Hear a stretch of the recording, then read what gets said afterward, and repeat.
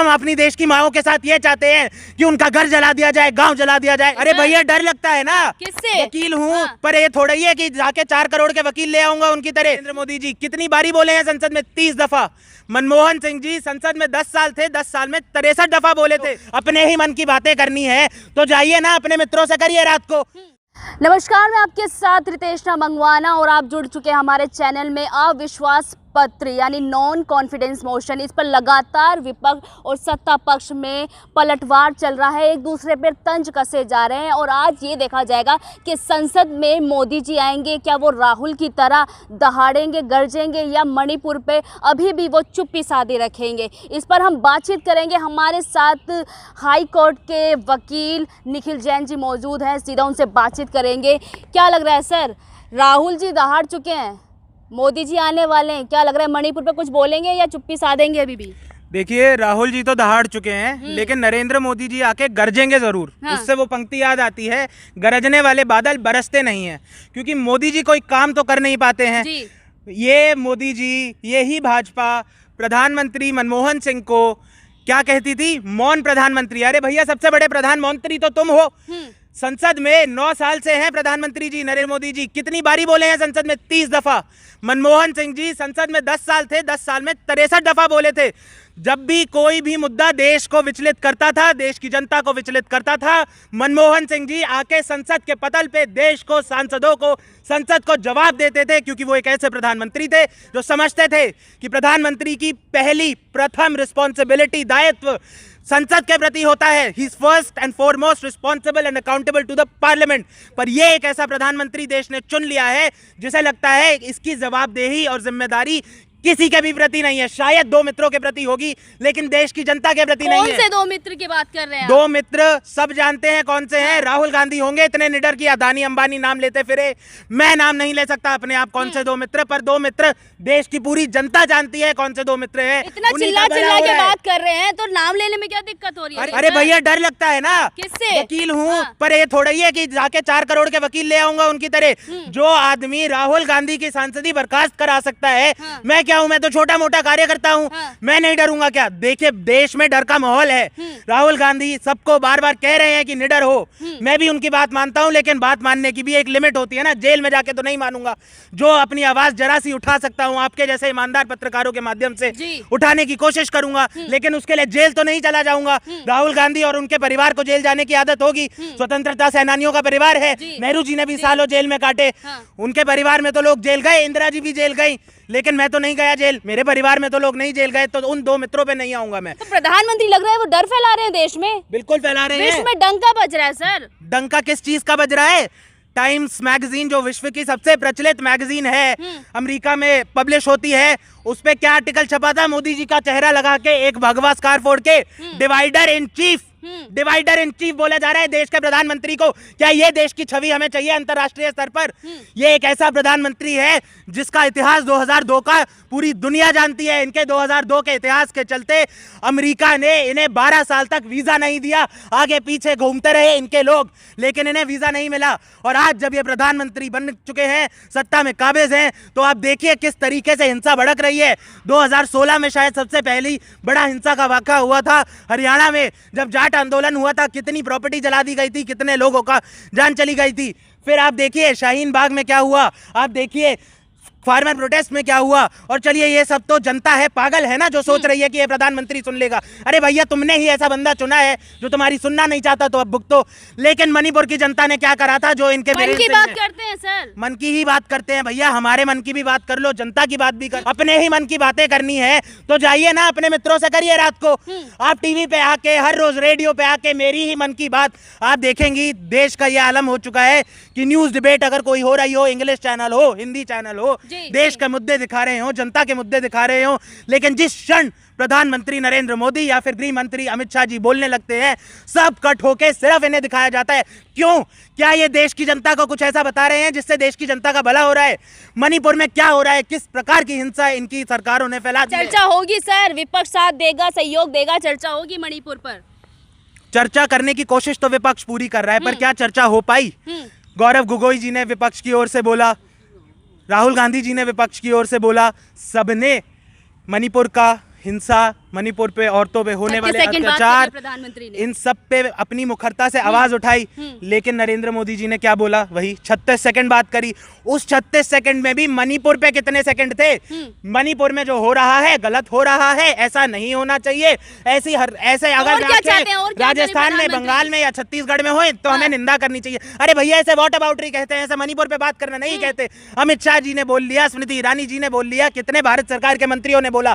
क्या किसी ने एक बारी देश की जनता से, मणिपुर की बहनों से, मणिपुर के लोगों से माफी मांगी कि हमने तुम्हें इस कदर यहां खड़ा कर दिया है कि आज राहत शिविरों में, रिलीफ कैंप्स में गर्भवती महिलाएं बच्चों को जन्म दे रही हैं? क्या हम अपनी देश की माओं के साथ ये चाहते हैं कि उनका घर जला दिया जाए, गांव जला दिया जाए, वो भाग के आए और फिर टेंटों में बिना सैनिटेशन के, बिना हाइजीन के अपने बच्चों को जन्म दे? आप सोचिए उस बच्चे का क्या भविष्य होगा जो ऐसे राहत शिविरों में पैदा हो रहे हैं। क्या इसलिए देश ने इन्हें चुना था? क्या इसलिए डबल इंजन की सरकार बनाई थी? कांग्रेस का भी इतिहास स्मृति ईरानी कह रही है खून से सना हुआ है।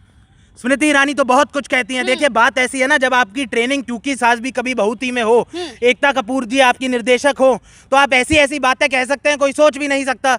उनके शो में तो मिहिर जी भी 3 बारी पुनर्जीवित हो गए थे, लेकिन इनकी जो कॉन्शियंस है, इनकी जो अंतरात्मा है, वो एक भी बारी जीवित नहीं हो पा रही है। अरे कांग्रेस के हाथ खून से सने हुए हैं अगर, तो जनता ने हटा दिया ना, आज तुम्हें ले आए, अब तुम अपनी जवाब दे ही दो। उस टाइम क्या हुआ क्या नहीं हुआ, और फर्क हमेशा एक है। कांग्रेस पे एक आरोप लगता है 1984 का, पर क्या कोई भी न्यायिक जांच, कोई भी तथ्य ऐसा है जिसने कहा हो कांग्रेस पार्टी के टॉप शीर्ष नेतृत्व ने, गांधी परिवार ने, या कांग्रेस पार्टी के अध्यक्ष ने या प्रधानमंत्री ने वो हिंसा भड़काई हो? नहीं, कांग्रेस पार्टी के कुछ अराजक तत्व जो निचले स्तर पे थे, उन्होंने हिंसा करी सिखों के साथ और गलत करा, और माफी मांगनी चाहिए कांग्रेस पार्टी को उसके लिए, और वो मांगती है।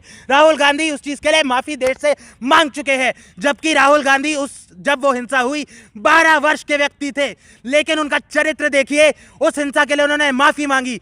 2002 की गुजरात की जो हिंसा हुई, जब यही नरेंद्र मोदी जी मुख्यमंत्री थे, इन पे आरोप लगाए गए कि तुमने हिंसा भड़काई, तुमने हिंसा बढ़ाई, तुमने हिंसा को नहीं रोका। क्या एक भी बारी इन्होंने माफी मांगी? करण थापर जी ने जब ये सवाल पूछ लिया तो क्या करा? माइक उतार के दोस्ती बनी रहे, पानी पी के चल दिए। ऐसा प्रधानमंत्री नहीं चाहिए देश को। देश को एक ऐसा प्रधानमंत्री चाहिए जो संवेदनशील हो, एम्पैथेटिक हो। पॉपुलर प्रधानमंत्री हैं देश के। देखिए अगर आप नंबरों में गड़बड़ी करने लगे तो मैं बोलूं मैं सबसे पॉपुलर प्रधानमंत्री हूं दुनिया का। ब्रांड माना जाता है सर प्रधानमंत्री, ब्रांड माना जाता है, पर क्या सारे ब्रांड अच्छे हैं? हम तो चाइनीज ब्रांड बोल के भी इन चीजों की निंदा करते हैं ना कि खराब निकलती हैं। वैसे ही है, वरुण ग्रोवर जी एक प्रतिष्ठित स्टैंड अप कॉमिक है, आप लोगों ने शायद देखा होगा, आपके दर्शकों ने भी देखा होगा। वो क्या बोलते हैं प्रधानमंत्री जी को? जूसर है सबसे बड़े, कि एक संतरे में से एक गिलास भर के जूस निकाल देते हैं, लेकिन घर में जब आते हो उसी को जूसर को लेके तो 4 संतरों में से इतना जूस नहीं निकल पाता। वही नरेंद्र मोदी जी हैं, आए थे बोल के 2022 तक किसानों की इनकम डबल होगी। पर्सनली दुश्मनी मेरी पर्सनली दुश्मनी ये है कि मैं भारत का एक नागरिक हूँ। मेरे दोस्त, मेरी माँ, मेरे बाप, मेरे भाई, मेरे सारे लोग इसी देश के वासी हैं, इसी देश के नागरिक हैं, और अगर जब उन पे पीड़ा होगी तो मुझे लगेगा। कौन सा विकास कर रहे हैं? विकास कोई मोदी जी के दोस्तों का नाम होगा ना, तो उनका बहुत विकास हो रहा है। देश में गरीबी स्तर के नीचे लोग जा रहे हैं। यूपीए की सरकार में 30 करोड़ लोग गरीबी रेखा से ऊपर आए थे, इस सरकार ने करोड़ों लोगों को गरीबी रेखा के नीचे कर दिया। कौन सी पाई से 5 किलो चावल आप 80 करोड़ लोगों को देके आप ऐसे दिखाते हैं कि आपकी कोई उपलब्धता है, आपको लगता है आपने कोई बड़ा काम कर दिया। आप ये देखिए, देश की आजादी को 75 साल से ऊपर हो चुके हैं, और आज भी आपको देश के 80 करोड़ लोगों को अगर खाली आटा दाल चावल देके जीवित रखना पड़ रहा है तो क्या ये उपलब्धि है? ये पढ़ाया लिखाया, मेरे माँ बाप ने मुझे पढ़ाया लिखाया। मेरे माँ बाप क्यों पढ़ा लिखा पाए मेरे को? क्योंकि वो खुद पढ़े लिखे। कैसे पढ़े लिखे? सरकारी कॉलेज में गए, सब्सिडी पे पढ़ाई करी, सरकारी स्कूल में गए, सब्सिडी पे पढ़ाई रखी। वो सब्सिडी वाली पढ़ाई जो कांग्रेस शासित सरकारों ने देश के आम वर्ग के लिए, गरीब वर्ग के लिए बनाई, इसीलिए आज मेरे पिताजी और मेरी परिवार इतना समृद्ध है। मैं हूँ कि मुझे 5 किलो चावल राशन नहीं चाहिए। हम दे सकते हैं। कांग्रेस की इतनी बड़ाई कर रहे हैं तो इंडिया नाम क्यों रखना पड़ा? यूपीए क्यों चेंज करना पड़ा? इंडिया नाम से क्या दिक्कत है भाजपा को? मैं ये जानना चाहता हूँ। इंडिया क्या है? Indian national development inclusive alliance, भारतीय राष्ट्रीय प्रगतिशील संवेदनशील गठबंधन। अमित शाह कह रहे घोटाले से भरा हुआ था यूपी, अब नाम चेंज कर लिया, पर कुछ असर नहीं होगा उसका। भैया घोटाले से भरा हुआ होता ना तो देश की जनता से जो प्यार मिला है राहुल गांधी जी को, अपनी 3,500 किलोमीटर की यात्रा कन्याकुमारी से कश्मीर, लाखों लोग साथ चले हैं, वो प्यार ना मिला होता। ये सारे भड़काए हुए चीजें हैं। Vinod Rai, controller auditor general of India, CAG 2010 में रिपोर्ट निकालते हैं कि 2G घोटाला हुआ है, 1,76,000 करोड़ का गबन हो गया है।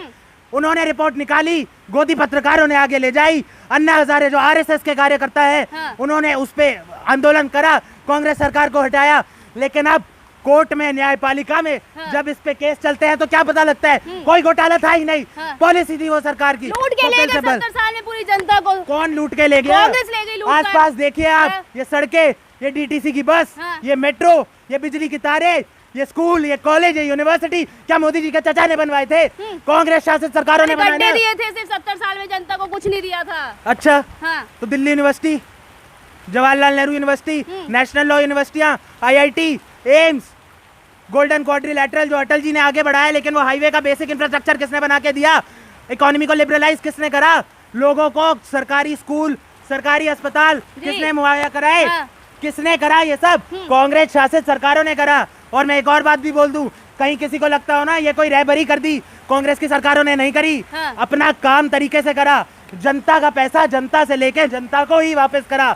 मोदी जी की तरह नहीं है कि जनता का पैसा लूट लो, गरीब की जेब में से, बिस्कुट के पैकेट में से 18% GST निकालो और फिर ऐसे दिखाओ कि मैंने अपनी जेब से दिया है। चलिए बहुत बहुत शुक्रिया। आप देख सकते हैं इंटरव्यू के दौरान बारिश भी हो गई थी क्योंकि मौसम बन रहा था, और आपने निखिल जैन की बात सुनी कि किस तरीके से वो आक्रोश है और प्रधानमंत्री पर लगातार आरोप लगा रहे हैं कि देश को लूटने का काम कर रहे हैं और देश को बर्बाद करने का काम कर रहे हैं। मैं आपके साथ रितेशना मंगवाना।